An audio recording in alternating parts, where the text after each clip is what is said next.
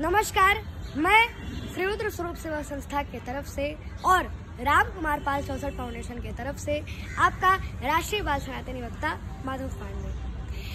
आज का विषय है आत्मा क्या है।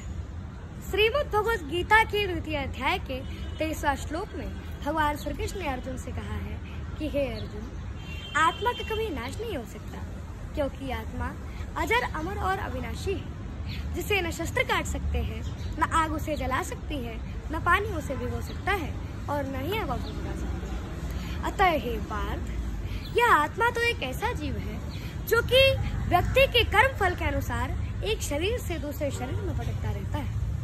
नैनम छिन्नन्ति शस्त्राणि, नैनम दहति पावकः, न चैनम खलदन्त्यापो, न शोष्यति मारुतः। अर्थात आत्मा को न शस्त्र काट सकते हैं, न आग उसे जला सकती है, न पानी उसे भिगो सकता है और न ही हवा उसे सुखा सकती है। Weapons cannot shield the soul, nor can fire burn it, water cannot wet it, and nor can wind dry it। सनातनी धर्म में शास्त्र यह कहते हैं कि आत्मा एक शरीर को धारण करती है और फिर जन्म मरण का चक्र अनवरत ही चलता रहता है। अतः हे पार्थ, एक डरा हुआ कायर व्यक्ति अपने जीवन में सैकड़ों बार मरता है, जबकि एक निडर या धीर पुरुष व्यक्ति अपने जीवन में मृत्यु के रहस्य को जानने वाला केवल एक बार ही अपनी मृत्यु का आलिंगन करता है।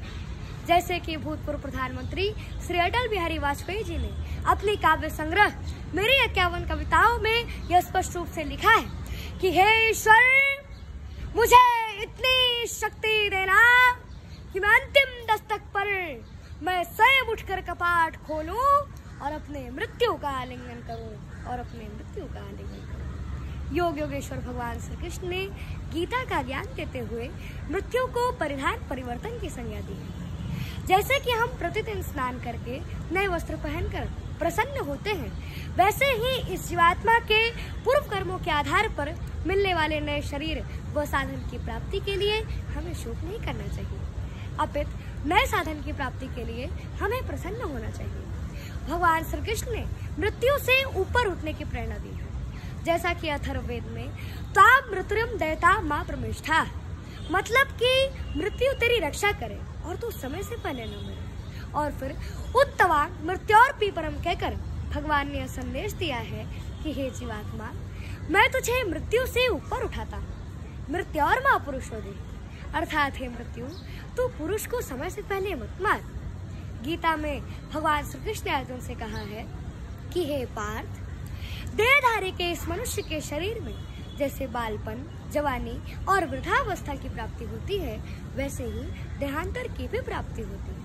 अतः हे पार्थ, फिर पुरुष इसमें कभी मोहित नहीं होता। देहिनोऽस्मिन् यथा देहे कौमारं यवनं जरा, तथा देहांतर प्राप्त स्थिरस्तत्र न मोयति। देह का अर्थ है यह शरीर और देही का अर्थ है जो शरीर के भीतर रहता, यानी आत्मा। यह सबसे पहले समझाया गया है कि देहिना अस्मिन् देहे, इस शरीर में जो शरीर का निवासी है वह आत्मा है और यही आध्यात्मिक ज्ञान की शुरुआत है। देहा means this body and dehi means who within the body. That is the first of all explained. Dehina asmin dehi. In this body, there is a resident of the body, that is soul, and that is the beginning of spiritual knowledge.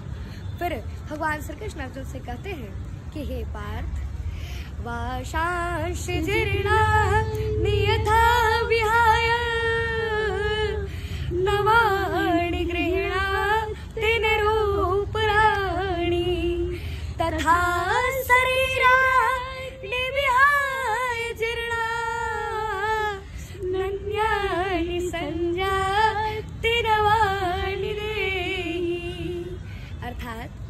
जैसे हम पुराने वस्त्रों को त्याग कर, जैसे हम मनुष्य पुराने वस्त्रों को छोड़कर नए वस्त्रों को धारण करते हैं, वैसे ही आत्मा भी पुराने शरीरों को त्याग कर दूसरे नए शरीरों को धारण करती है। As a person puts on new garments, giving up old ones. Similarly, the soul accepts new material bodies, giving up old useless ones. न जायते म्रियते वा कदा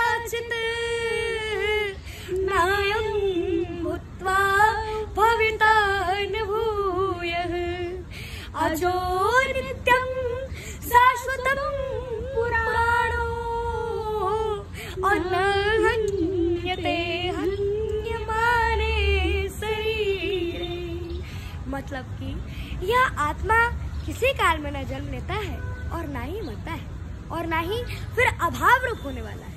मतलब कि आत्मा एक अजन्मा, नित्य, शाश्वत और पुरातन है। मतलब कि शरीर के नाश होने पर भी इसका नाश नहीं होता। Never is it born and never does it die, nor is it that having come to exist it will again cease to be. This one is birthless, eternal, undying, ancient.